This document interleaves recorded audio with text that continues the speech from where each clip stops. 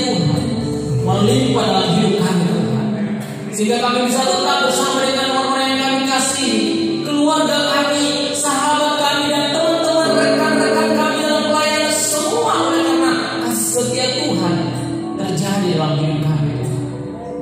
Terima kasih Tuhan buat semua perbuatan kebaikan Tuhan di masa-masa kondisi saat ini Tuhan. Tetapi kami bisa menikmati hadirat Tuhan adalah satu kasih karunia yang luar biasa Tuhan, sehingga kami akan dikuatkan bagi yang lemah, bahkan kami akan dihiburkan Tuhan. Bahkan jika ada umat yang sakit, mereka pulang akan membawa kesembuhan, karena di dalam Yesus ada kuasa. Terima kasih Tuhan. Terima kasih buat penyertaan-Mu, terima kasih buat urapan-Mu Tuhan. Sebentar Tuhan kami mau belajar firman biar Roh Kudus mengurapi kami, mengendalikan kami, menaklukkan kami Tuhan. Pikiran kami, hati kami, dan roh kami serahkan seluruhnya di bawah kuasa Roh Kudus, sehingga setiap firman-Mu Tuhan, baik itu nasihat, baik itu teguran, baik itu kata-kata penghiburan dan kekuatan, semua hanya untuk kemuliaan bagi nama-Mu Tuhan. Kami siap menerima firman. Urapi hamba-Mu, urapi kami semua Tuhan, dalam nama Yesus. Semua yang percaya katakan amin, haleluya. Beri kemuliaan buat Tuhan kita. Silakan dulu sudah kasih dalam Tuhan. Shalom, salam sejahtera dalam kasih Tuhan Yesus Kristus. Kita bersyukur bahwa ini adalah minggu yang kelima, dan tidak salah kita sudah menikmati ibadah secara normal. Amin. Ini adalah kasih karunia, artinya berarti Tuhan akan kerjakan karya-karya yang lebih besar, yang lebih dahsyat ke depan yang akan kita kerjakan. Oleh sebab itu kita harus siap untuk membawa hal-hal besar itu lewat tema yang mungkin nanti akan membuat kita pencerahan, akan memberikan kita motivasi, akan memberikan kita semangat kembali untuk melayani Tuhan.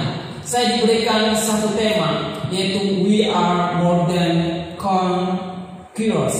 Artinya adalah kita lebih daripada pemenang. Saudara kasih dalam Tuhan, ini sangat berbeda kata-kata menang yang dipakai dalam biasanya saudara kasih, sehingga saya mengambil dari King James Version ini saudara. Roma 8 ayat 37 sampai 39, demikian firman Tuhan. Tetapi dalam semuanya itu kita lebih daripada orang-orang yang menang oleh Dia yang telah mengasihi kita. Sebab aku yakin bahwa baik maut maupun hidup, baik malaikat-malaikat maupun pemerintah-pemerintah, baik yang ada sekarang maupun yang akan datang, atau kuasa-kuasa, baik yang di atas maupun yang di bawah, ataupun sesuatu makhluk lain, tidak akan dapat memisahkan kita dari kasih Allah yang ada dalam Kristus Tuhan. Kita sangat penasaran kata firman Tuhan yang berbicara tentang lebih dari pemenang. Pandangan pada umumnya orang memiliki pemahaman bahwa banyak orang beranggapan menang saja itu adalah sudah hebat. Mendapatkan kemenangan saja itu sudah hebat saudara. Tetapi kita lihat firman Tuhan berkata kita lebih dari pemenang. Lalu muncullah satu penasaran dan satu pertanyaan, ada apa dengan orang Kristen? Haleluya. Saudara kasih dalam Tuhan, membuat karya Kristus terjadi di dalam sekeliling kita, di dalam pekerjaan kita, di dalam keluarga kita, karena selalu ada satu penasaran, kehadiran kekristenan, kehadiran Kristus bertanya, ada apa dengan Kristus? Ada apa dengan kekristenan? Kenapa dikatakan kita lebih daripada pemenang? Padahal orang mendapat kemenangan aja itu sudah merupakan hal yang hebat, dan itu sudah merupakan lebih daripada yang cukup. Tetapi Tuhan memotivasi kita, mengarahkan kita kepada satu kata yang dahsyat, itu adalah lebih daripada pemenang. Berarti ada next level. Konsep pandangan umum dengan secara rohani ada perbedaan yang lebih jauh. Kita lihat definisi secara umum bahwa kata menang itu, pemenang itu adalah mengalahkan musuh, menang pertandingan, lulus ujian pendidikan, meraih hasil 100% ataupun lebih, dinyatakan benar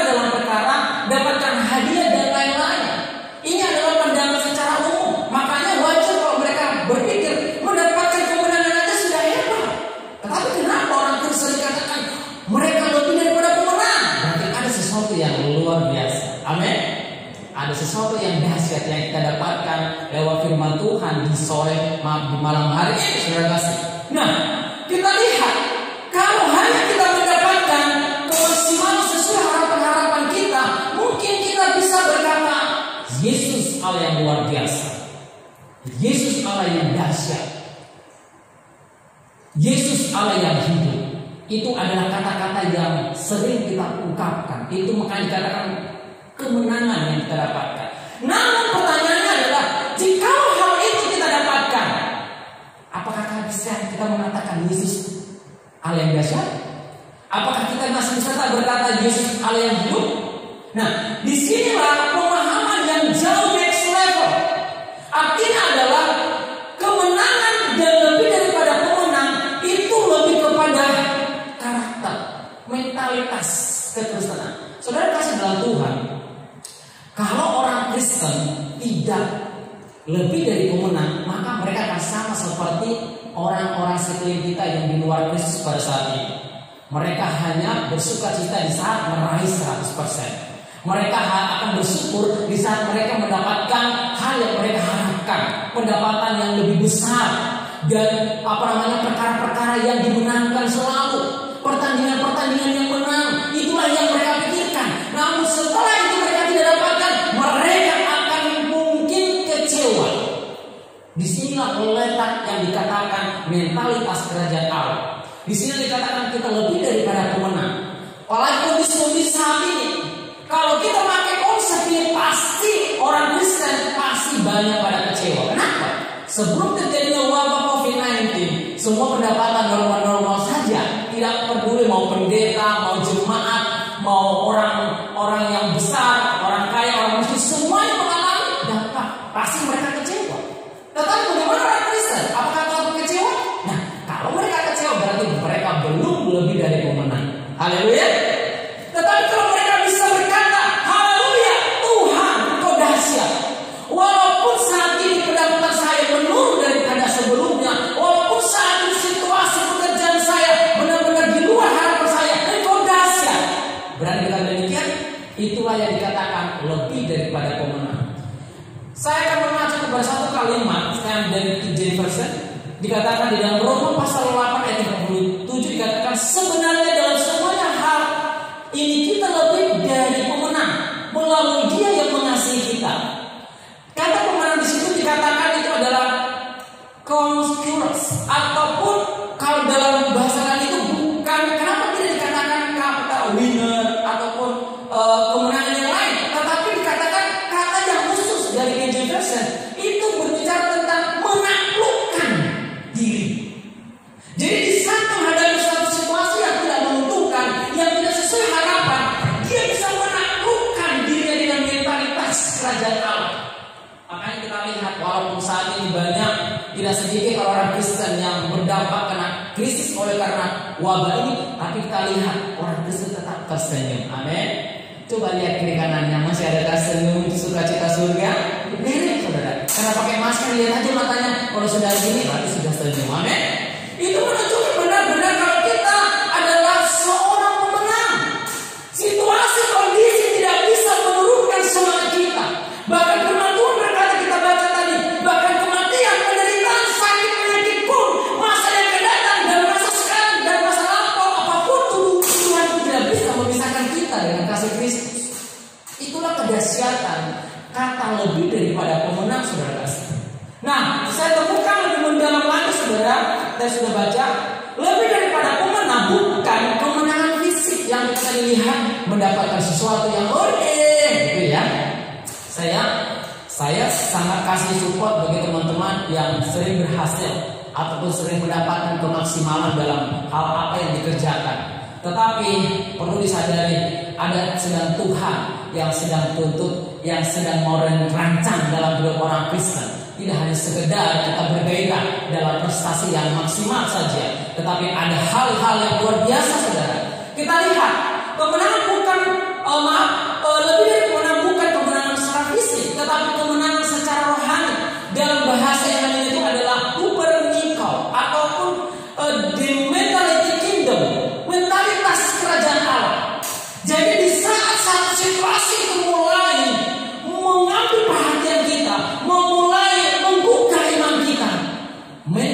surga itu, kemenangan lebih daripada kemenangan itu akan berdiri tegak, berdiri teguh. Sehingga apa yang dulu kita cinta mula kita kepada Tuhan berkata bahwa Allah itu Allah yang luar biasa, yang dulu dan sekarang juga tetap Allah yang luar biasa. Amin. Haleluya. Inilah yang sebenarnya yang sedang diharapkan. Kenapa kata-kata ini muncul begitu sangat radikal? Nah, ternyata waktu kita pelajari sejarah di penulisan kitab Roma, Paulus memberikan penekanan kepada jemaat di Roma karena pada saat itu mereka mengalami satu situasi yang benar-benar tragis, di mana ada satu kaisar Nero, dia seorang anti-Kristen. Dia sangat suka dan menikmati orang-orang komunitas percaya akan dianiaya, ditindas, dan mereka dijadikan menjadi seperti mainan untuk santapan binatang buas, baik termasuk singa.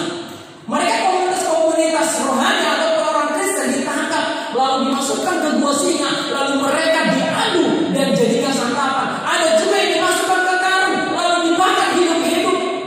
Makanya Rasul Paulus menekankan orang Kristen tidak cukup hanya menjadi pemenang. Mereka harus menjadi lebih dari pemenang, harus memiliki mentalitas yang kuat sehingga di saat ada satu masalah musibah itu tidak goncang. Haleluya. Saudara kasih dalam Tuhan, kalau kita tidak memiliki mentalitas kerajaan Allah, kita tidak bisa menjadi saksi. Kita tidak bisa berdiri dalam prinsip-prinsip kekristenan. Apalagi saat ini dunia sedang digoncang, saudara kasih. Bangsa kita juga sedang digoncang. Bukan hanya itu, gereja sedang digoncang. Gereja dulu bebas mereka memuliakan Tuhan, yang mereka bisa dengan sebanyak-banyaknya datang ke gereja, segala sesuatu sekarang dibatasi. Nah, ini akan bisa diatasi kalau seseorang itu lebih daripada pemenang. Tetapi kalau mentalitas itu tidak ada dua hal kemungkinan. Mereka akan justru bersyukur. Ibadah online artinya cukup di rumah. Tetapi kalau mereka memiliki mentalitas kerajaan Allah, mereka sebenarnya sangat menderita dalam pergumulan. Dia berdoa kepada Tuhan, aku ingin menikmati persekutuan yang normal bersama dengan orang percaya. Amin. Haleluya. Harusnya demikian. Kenapa? Karena itu sebenarnya yang diharapkan. Nah, kalau kita lihat kejadian pada saat ayat ini dituliskan dengan saat kondisi saat ini memang berbeda jauh. Karena tantangannya berbeda, karena memang saat itu memang situasinya berbeda. Tetapi jangan salah, saudara. Tantangan yang kita hadapi sekarang itu bukan semata-mata kepada fisik, saudara, tetapi lebih kepada mentalitas sebagai orang-orang Kristen. Orang-orang Kristen yang mulai mereka sakit karena wabah ini, mungkin mereka sudah mulai berkata apa tentang Tuhan. Apalagi banyak berita sekarang yang mencoba mensiarkan keluarga pendeta mati, jemaat orang Kristen mati, lalu ada medsos juga mereka yang di luar Kristen kesempatan untuk mulai membuat kecoh dalam komunikasi. Bagaimana orang Kristen katanya Tuhannya hidup. Saudara kasih dalam Tuhan, itu bisa saja terjadi. Apapun bisa saja terjadi dalam dunia ini. Tapi lihat, segala sesuatu yang terjadi dalam dunia semua dibawa kendali Tuhan. Amin. Tetapi kita harus tetap memiliki mentalitas kerajaan Allah. Jangan terjebak oleh karena hal-hal yang sedang terjadi. Apa yang kita komitmen kepada Tuhan, berdiri kokoh, tetap mengucap syukur, tetap melakukan setiap pelayanannya tanpa berkurang, bahkan lebih semangat lagi karena ingin menikmati hadirat Tuhan. Itu harus menjadi satu gaya hidup kita, saudara. Saudara kasih dalam Tuhan Yesus, kata ini memang sangat radikal. Karena memang kita harus siap mengubah mindset kita. Kita harus siap mengubah cara pandang kita tentang menghadapi persoalan, saudara. Mungkin selama ini kita kalau menghadapi persoalan, apa yang sedang kita pikirkan? Apakah kita mulai melihat ini karena siapa? Ini karena si A, ini karena si C, atau ini karena saya dilahirkan menjadi orang seperti ini, tak berguna. Mungkin itu bisa terjadi kalau mereka tidak memiliki mentalitas kerajaan Allah. Tetapi kalau mereka memiliki mentalitas kerajaan Allah, menjadi lebih dari iman berkata, situasi apapun yang sedang saya hadapi tidak akan bisa memisahkan kasih Allah dalam diriku. Amin. Haleluya. Jadi apa yang semula yang saya komitmen kepada Tuhan sampai sekarang itu akan terus menjadi hal yang besar tentang kebesaran Tuhan, tentang kemuliaan Tuhan. Saudara kasih dalam Tuhan Yesus, kita lihat tujuan kemenangan yang dimaksud lebih dari pemenang itu adalah tetap melekat dalam kasih Allah yang ada dalam Kristus Yesus. Kenapa hal ini menjadi tujuan? Karena di luar Kristus tidak akan bisa menjadi lebih dari pemenang. Di luar kasih Allah mustahil menjadi bisa lebih dari pemenang. Tidak akan bisa menaklukkan diri kita menghadapi situasi. Tetapi di dalam kasih Tuhan yang melekat dalam hidup kita, kasih karunia Allah yang terus melekat dalam hidup kita, segala sesuatu yang terjadi dalam hidup kita, kita diberikan Allah otoritas. Amin. Kita diberikan kita kuasa untuk menaklukkan, untuk mengendalikan itu. Sehingga firman Tuhan berkata, walaupun ini radikalnya ya, bahkan penderitaan, bahkan sakit, bahkan kematian sekalipun yang dihadapkan kepada orang Kristen tidak akan bisa memisahkan umatnya dengan Kristus. Amin. Haleluya. Memang radikal, tapi memang seperti inilah yang Tuhan harapkan. Sehingga tumbuh menjadi gereja yang dewasa, gereja yang memiliki mentalitas kerajaan Allah, saudara, tetapi dengan harus melekat kepada Kristus. Saudara kasih dalam Tuhan, saat seseorang sudah seseorang mulai terhalau dan terpisah dari kasih Allah, maka hidupnya hidupnya bisa dipastikan akan hancur. Saat seseorang terpisah dari kasih Allah, maka tiada lagi damai sejahtera dalam hidupnya, hatinya kosong, doanya tidak didengarkan lagi. Kalau kita lihat di dalam Yesaya 59 ayat 2 kata, itu karena dosa dan karena kelakuan keinginan daging kita yang tidak ditaklukkan, akhirnya kita jauh dari Tuhan. Dan bahkan hidup orang itu bisa menjadi jauh lebih buruk daripada keadaan semula. Kalau kita baca di dalam Matius pasal 12 ayat 45 adalah bagaimana seseorang yang sudah menerima Yesus sebagai Tuhan dan Juru Selamat, tetapi karena situasi dan kondisi membuat dia berubah, meninggalkan kepercayaan itu, kata firman Tuhan, maka roh jahat akan datang kepada dia 7 kali lipat. Artinya saudara, menjadi orang Kristen itu istimewa, tidak sembarangan. Jadi kalau kita sudah mengambil komitmen menjadi milik Kristus, percaya kepada Yesus, tetapkan itu sampai pada akhir dari segalanya. Amin.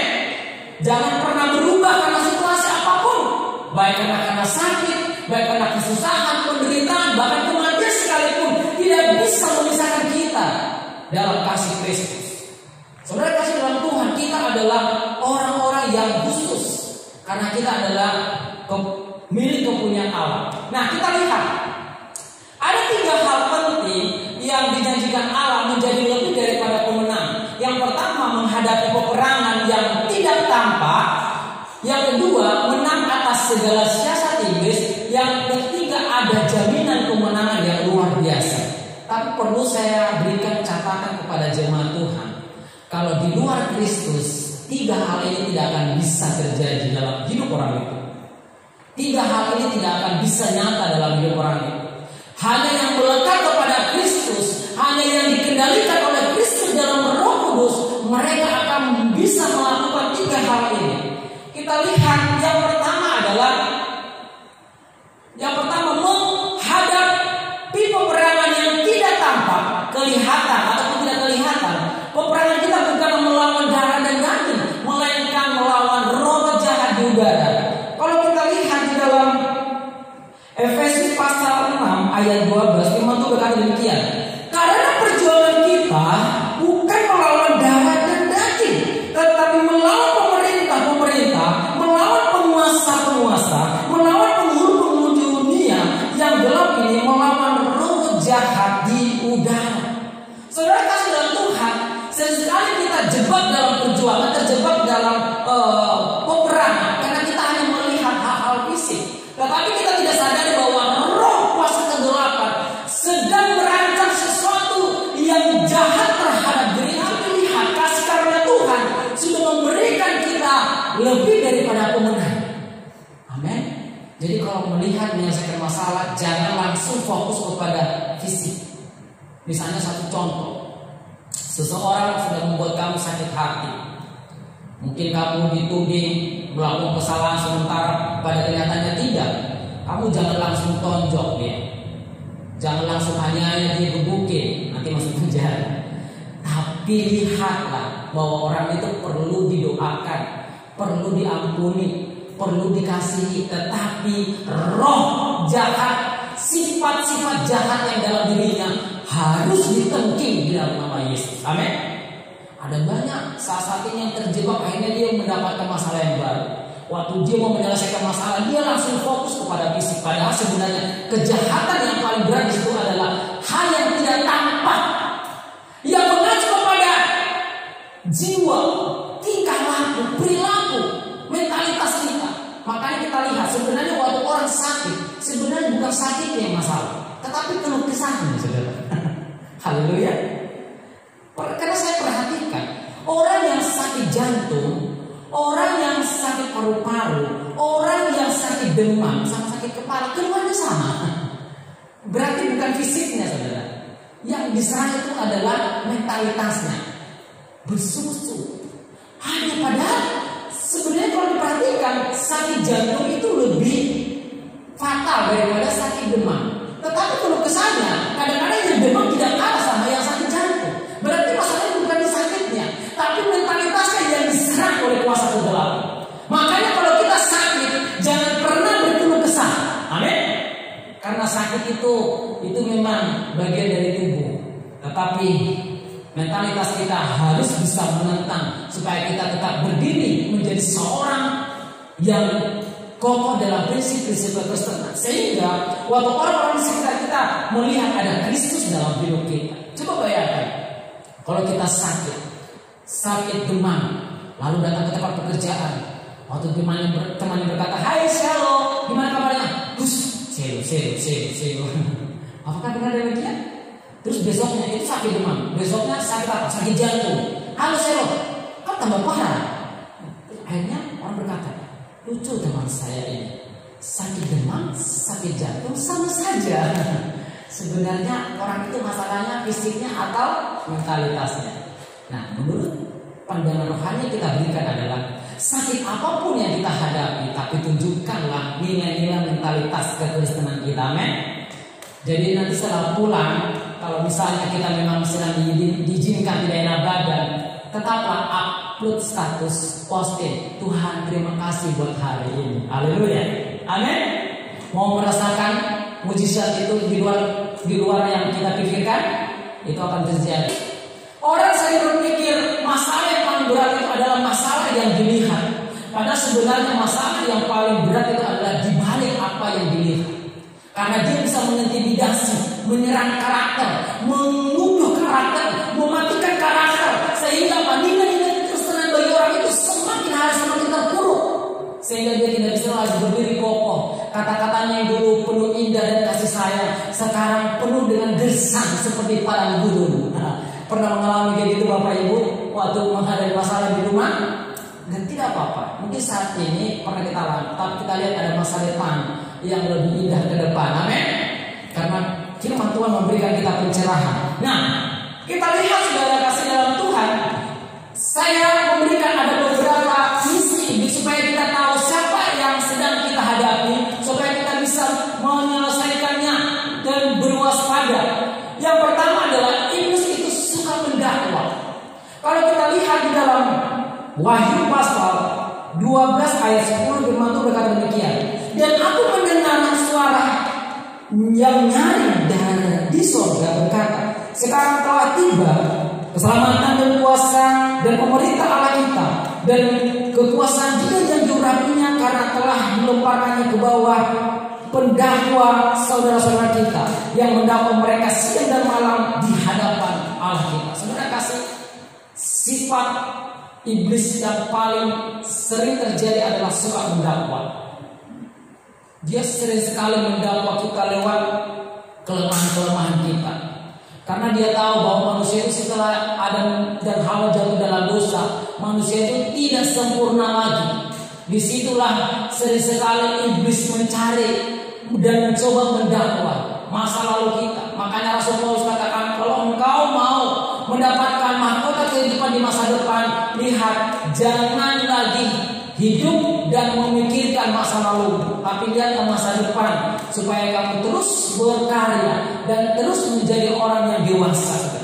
Seringkali kita tidak menyadari, saudara, ada masanya kita saat kita lemah tak berdaya, diingatkan masa lalu kita dan mulai bisa mendakwah. Hei kamu misalnya, si Tono, kamu dulu itu adalah seperti ini, mana mungkin kamu bisa berhasil?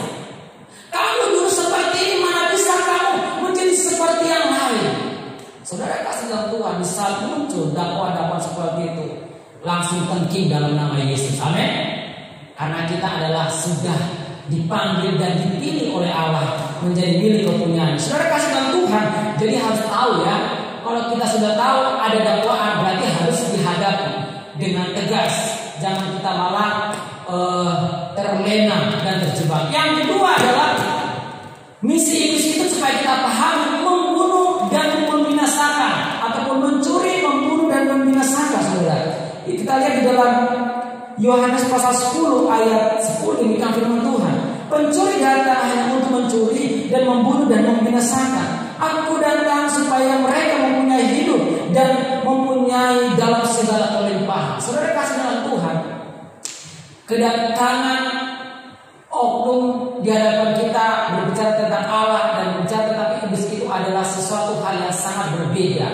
Itu sangat kontroversial. Kalau Allah datang, dia meninggalkan surga, lalu dia datang menjadikan diri sebagai manusia, supaya manusia yang berdosa bisa diselamatkan, bahkan dia rela mati.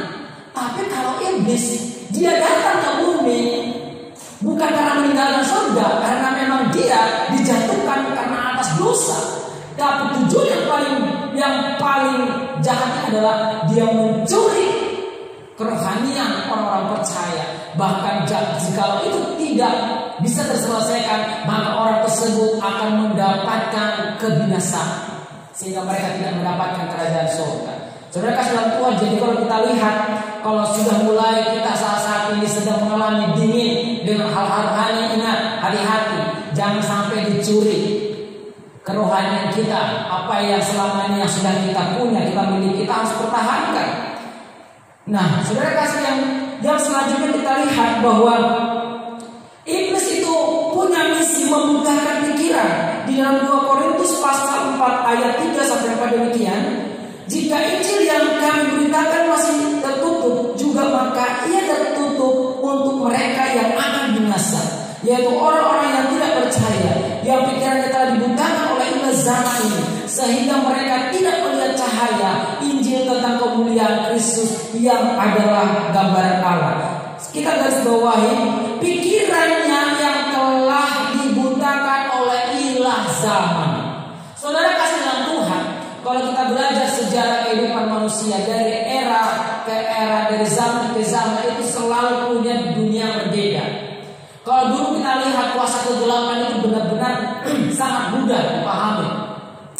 Kalau saya dulu sebelum bertobat di tahun 90 ke bawah di daerah Sumatera, dukun, sihir itu sangat mudah dikenal. Kenapa? Ada tiba-tiba orang sakit, ternyata dia itu karena kena dukun, kena sihir. Tapi kalau sekarang, saudara, hal seperti itu bukan lagi tren, tapi lebih kepada apa yang dunia sedang tunjukkan lewat keinginannya di dunia digital.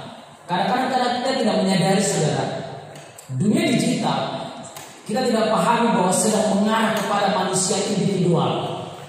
Manusia individual kenapa? Karena mereka sudah memiliki kepentingan, kenikmatan tersendiri dalam hidupnya, sehingga komunitasnya akan hilang, nilai-nilai sosialnya akan hilang, saudara. Pernah Bapak Ibu membuat satu perbandingan. Kalau saya ingat waktu saya masih SD ya, karena udah lama pernah tahu SD dan SMP, SMA ya. Oh ya, saya masih belum kuliah. Saudara kasih dalam Tuhan, kalau di kami sebelum makan itu mesti ngumpul di meja. Kebetulan kami keluarga besar ya, bayangkan 11 anak, 2 ayah dan ibu, berarti berapa orang? 13 luar biasa. Meja itu kayak meja konferensi mau rapat itu. Jadi kalau makan tuh rame, luar biasa. Dan itu semuanya sangat indah, semuanya rapi dan sangat teratur. Saat berbicara semuanya saling memperhatikan dan saling meresponi komunikasi satu dengan yang lain. Dan saat makan dengan rapi juga. Tetapi sekarang saudara kasih, sama-sama di meja makan, tetapi sibuk dengan gadgetnya, saudara. Hati-hati, kita tidak pernah menyadari kalau ini sebenarnya adalah tipu muslihat si iblis. Karena iblis sangat menginginkan bahwa di saat gereja individual, maka mereka tidak lagi menginginkan persekutuan. Di saat gereja menikmati individualisnya, mereka tidak suka lagi perhimpunan komunitas. Mereka tidak suka lagi sosialitas. Sehingga apa? Mereka akan mendewakan dirinya. Mereka akan meninggikan dirinya sendiri. Inilah kejatuhan orang-orang yang pada nanti akhirnya di saat mereka tidak memiliki mentalitas. Oleh sebab itu kita harus mulai belajar, saudara. Oke lah, jangan tidak akan pernah kita mengubahnya, tetapi kita yang bisa mengatasi. Karena berbicara tentang bahasa pemenang di sini adalah kita mengendalikan, menaklukkan, bukan dunia yang kita mengubah kita, tetapi kita yang menaklukkan situasi itu. Bagaimana caranya? Mungkin ada baiknya buat peraturan di rumah. Di saat pertemuan keluarga, handphone simpan. Haleluya. Di saat makan, handphone disimpan. Di saat pertemuan persekutuan, handphone disimpan. Wah, kalau seperti nanti, wah terlalu ekstrim. Wah, jangan ya. Tapi itu memang resiko dan itu adalah harga. Nah, saudara kasih dalam Tuhan Yesus, kita lihat bahwa komunitas itu sangat penting. Saudara kasih dalam Tuhan membutakan pikiran, yang tadi kita sudah baca, sehingga ada kalanya nanti orang-orang itu pada saat ini, saudara, situasi kita sedang diarahkan ke sana, saudara, di mana gereja beribadah secara online. Karena orang nanti kalau mereka tidak punya mentalitas kerajaan, mereka kan punya tanggapan seperti ini, masuk akal. Buat apa harus ke gereja? Ibadah kan sama, kan bisa dilihat di laptop, di handphone, di TV kan sama, tetap aja ibadah. Hati-hati, ini akan menjadi alasan yang sangat kuat bagi mereka yang tidak memiliki mentalitas kerajaan Allah. Tapi bagi mereka yang sudah lahir baru, yang sudah memiliki mentalitas kerajaan Allah, mereka akan selalu memprioritaskan komunitas. Amin. Komunitas, persekutuan.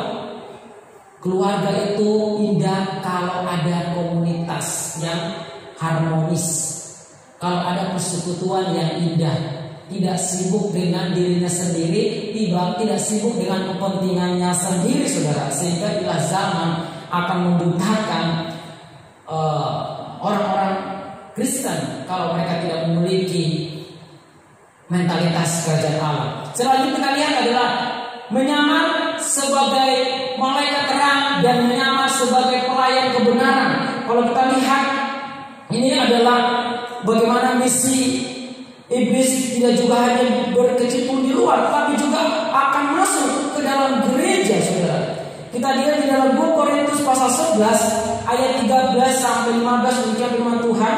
Sebab orang-orang itu adalah rasul-rasul palsu, pekerja-pekerja curang yang menyamar sebagai rasul-rasul Kristus.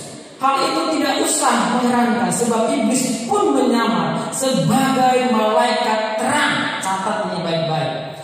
Dikatakan hal itu tidak usah mengherankan, sebab iblis pun menyamar sebagai malaikat terang. Jadi bukanlah suatu yang ganjil jika pelayan-pelayan yang menyamar sebagai pelayan-pelayan kebenaran, kesudahan mereka akan setimpal dengan perbuatan mereka. Saya motivasi kepada teman di DPP. Jangan menganggap remeh panggilan pelayanan yang dipercayakan dalam kita di pelayanan di mana community church. Cobalah nikmati pelayanan dengan komitmen, dengan harga yang benar-benar tulus, dengan harga benar-benar yang mulia. Karena jika itu dianggap remeh, maka lihat iblis akan bisa masuk kepada komunitas orang-orang yang tidak sungguh-sungguh. Karena dia juga akan datang menyamar sebagai pelayan-pelayan. Makanya kita harus memiliki mentalitas kerajaan Allah supaya kita bisa memfilter, supaya kita bisa mengendalikan, menaklukkan Sehingga walaupun ada yang mungkin orang berkata, ada gereja sana bebas kok, tanpa prosedur, tanpa peraturan. Oke, buat mereka. Tetapi buat kita yang sudah tahu firman Tuhan harus benar-benar menghargai namanya panggilan dalam pelayanan. Karena di saat kita menghargai panggilan pelayanan, maka mentalitas kerajaan Allah itu akan mengcover kita dari segala siasat iblis. Saudara kasih dalam Tuhan Yesus. Dan kita lihat selanjutnya Galatia pasal 5 ayat 20 sampai 21 dikatakan, segala perbuatan daging menyebabkan seseorang terpisah dari kasih Allah. Dengan jelas dalam firman Tuhan bahwa barang siapa yang melakukan perbuatan daging tidak akan mendapatkan bagian dalam kerajaan Allah. Saudara kasih dalam Tuhan, hanya kita bisa menaklukkan keinginan-keinginan daging kita, segala keinginan-keinginan kita yang bertentangan dengan Allah, maka kita bisa pemenang. Kalau kita tidak bisa taklukkan itu, maka kita hanya sebagai orang-orang biasa saja.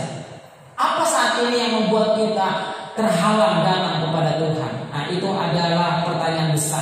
Apa yang membuat kita itu sulit untuk semakin dekat dengan Tuhan? Itu harus dicatat.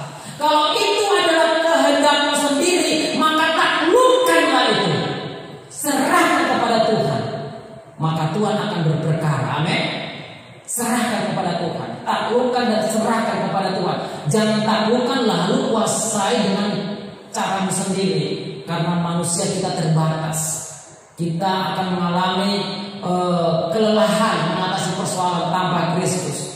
Saudara kasih dalam Tuhan Yesus, kita lihat memenangkan peperangan yang tak kelihatan ataupun roh jahat harus bersama dengan Roh Kudus, karena yang hidup dalam Roh Kudus tidak akan menuruti keinginan daging. Jadi memang kalau kita mau menyelesaikan menjadi menaklukkan situasi itu, kita harus melekat kepada kasih Allah. Kita harus melekat kepada Tuhan. Amin.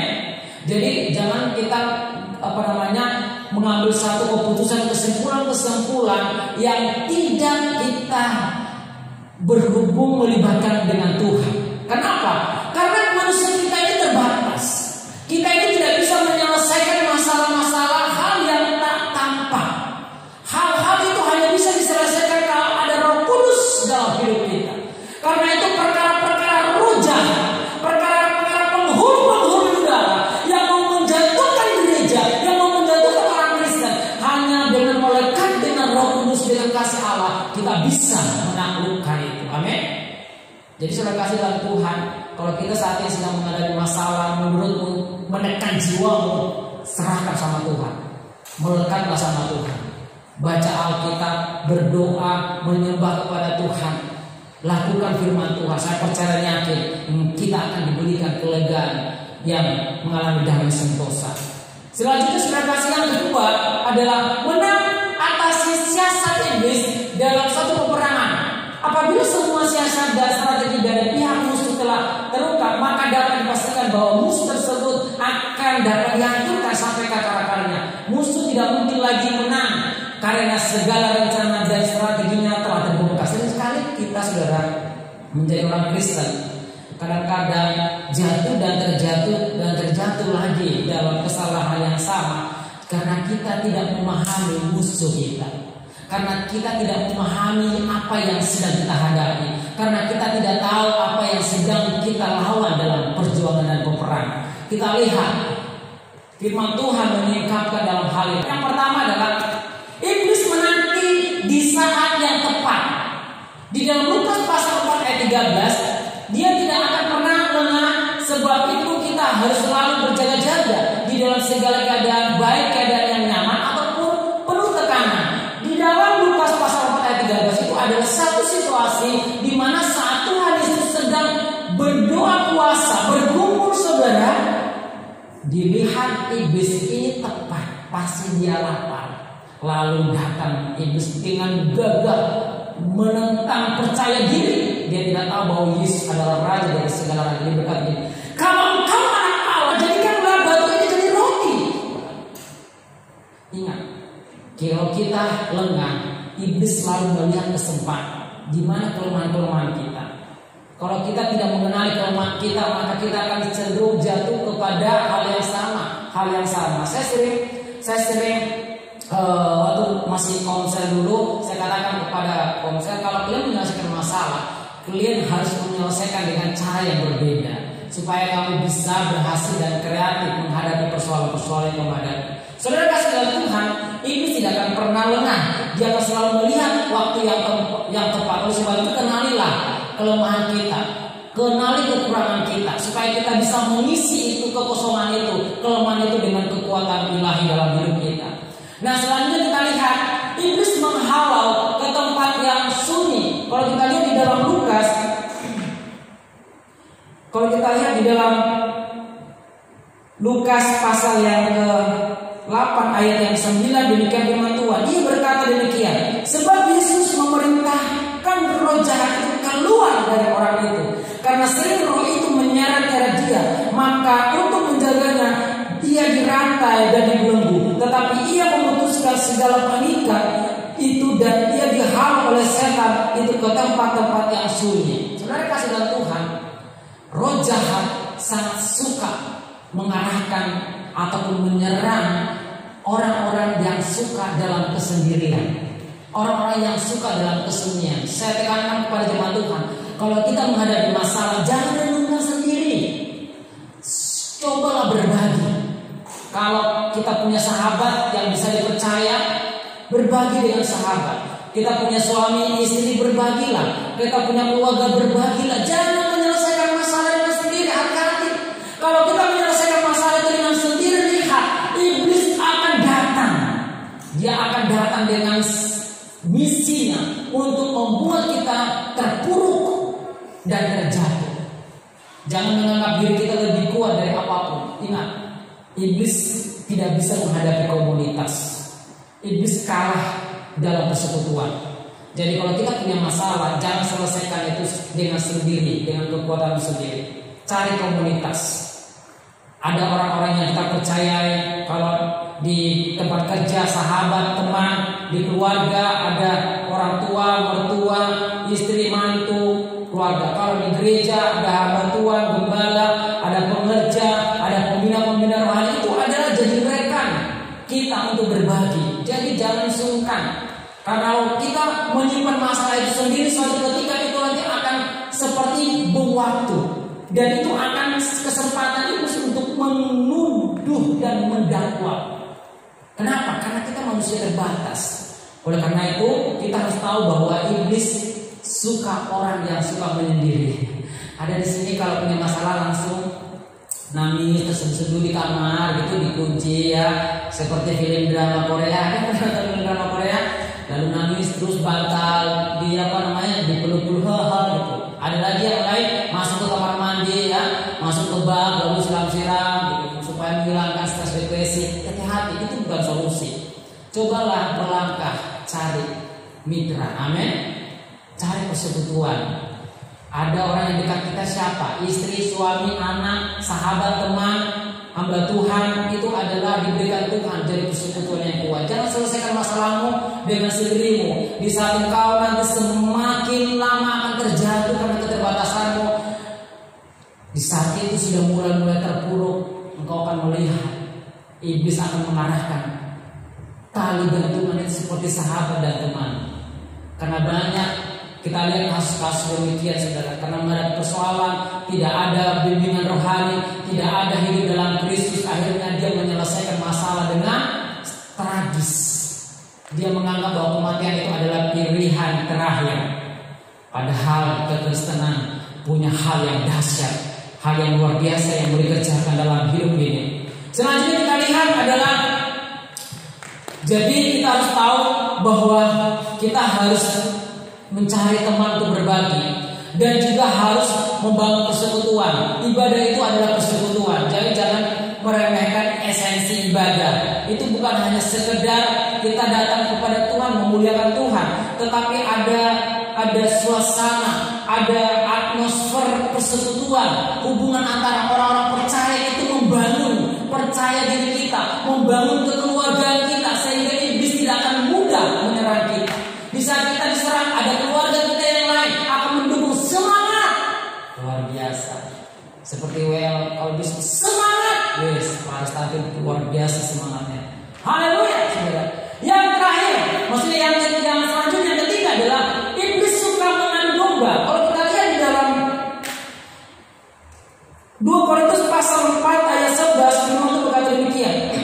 Sebab kami yang masih hidup ini terus-menerus dikerahkan kepada maut karena Yesus, supaya juga hidup Yesus menjadi nyata di dalam tubuh kami yang fana. Saudara kasih dalam Tuhan, kalau kita belajar bagaimana perjalanan orang-orang Kristen dalam Kisah Rasul, mereka sering diadu domba. Bahkan Yesus sendiri diadu domba kepada Kaisarea, supaya Kaisar membuat keputusan untuk membunuh Yesus, menyalibkan Yesus. Mereka mengadu domba, dikatakan bahwa Yesus nanti akan berencana menggantikan Kaisar karena dia mengakui sebagai raja. Saudara kan dalam Tuhan, sering sekali masalah yang kita hadapi sepele, saudara. Kita sama sahabat kita sering sekali malah memiliki perpecahan, bukan karena masalah-masalah yang serius, tetapi justru karena masalah yang kita dapatkan dari orang lain.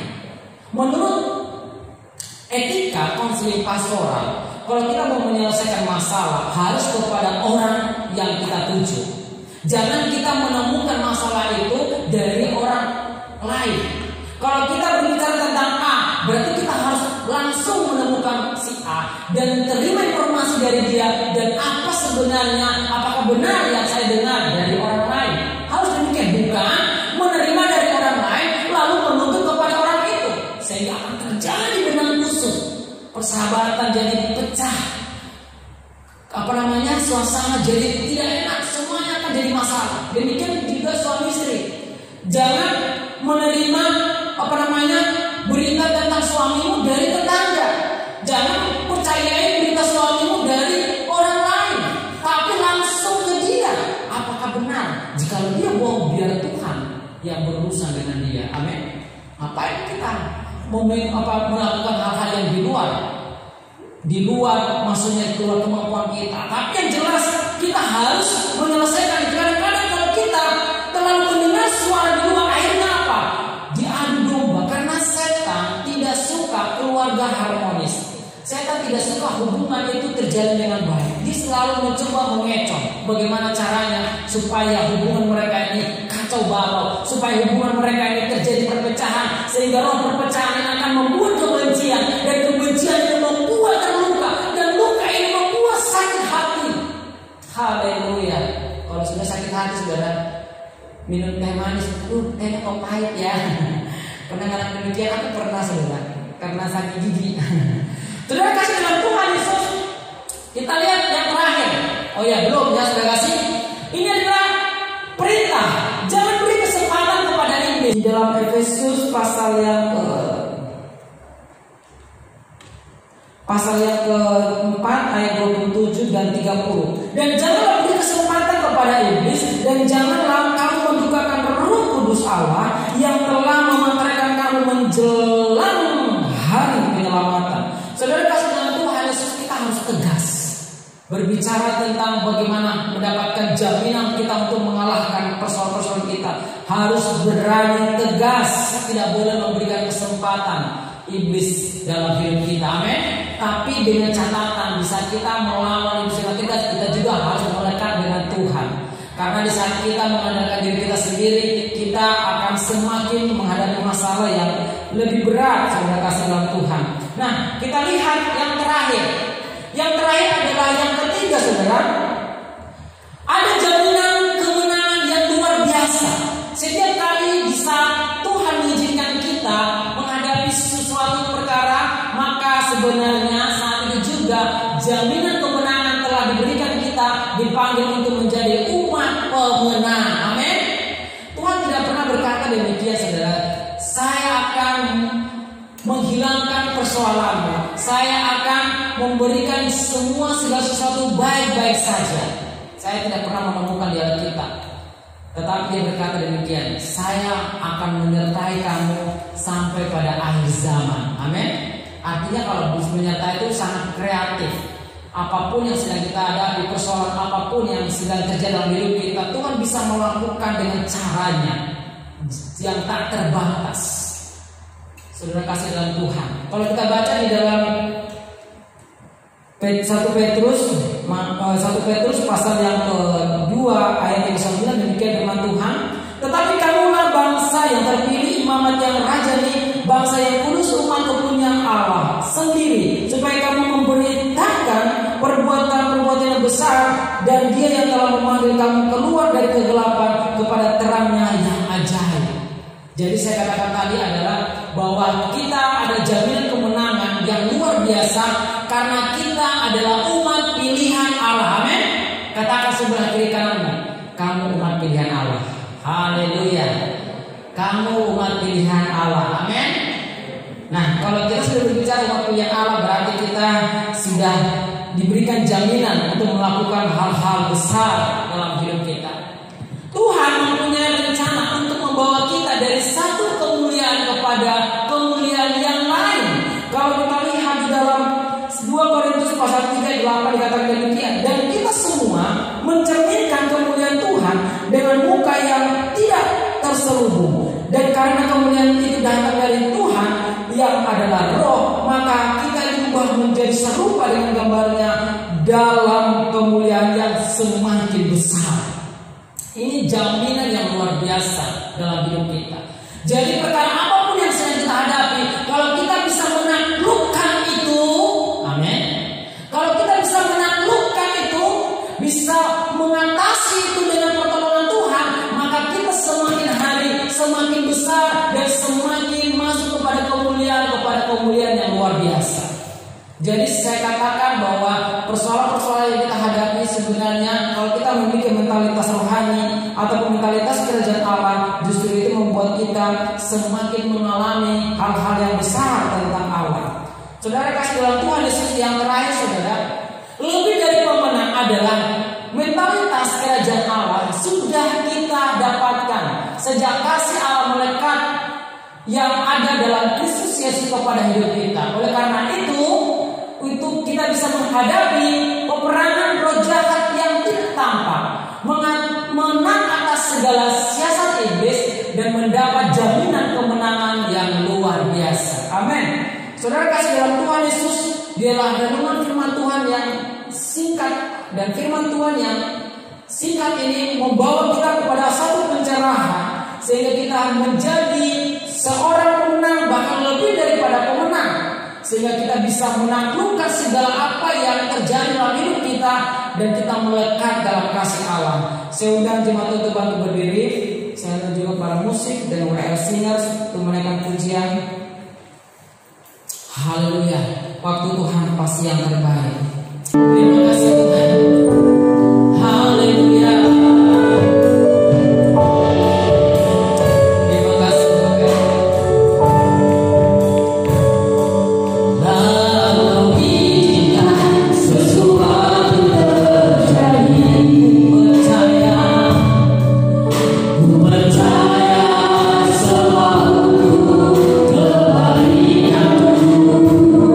Bila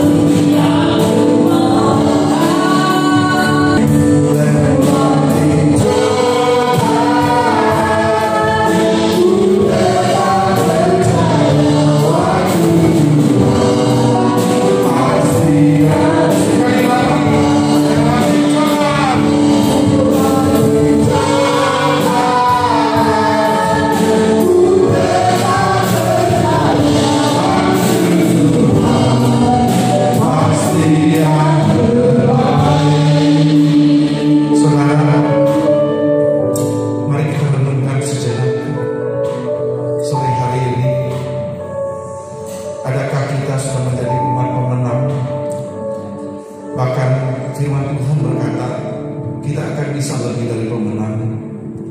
Seringkali kita menyerah di tengah jalan. Seringkali kita takut dengan keadaan. Sore hari ini firman Tuhan mengingatkan kepada setiap kita, apapun persoalanmu, apapun masalahmu, tergantung mental dan hubungan kita dengan Tuhan. Jadi ketika kita punya mental pemenang, ketika kita punya hubungan yang luar biasa dengan Tuhan, maka sampai titik terakhir kita akan selalu kuat. Malam hari ini mari saudara yang perlu jamahan dari Tuhan, angkat tangan saudara. Saya akan berdoa buat saudara. Dia ada di tempat ini dan Dia siap menolong setiap kita. Kata kaya romo kesuka. Nakama kata kasih kita tahan nama kita kalau Bapakku, Engkau lihat tangan-tangan yang terangkat kehadiran-Mu. Saat ini mereka membutuhkan Engkau, Tuhan.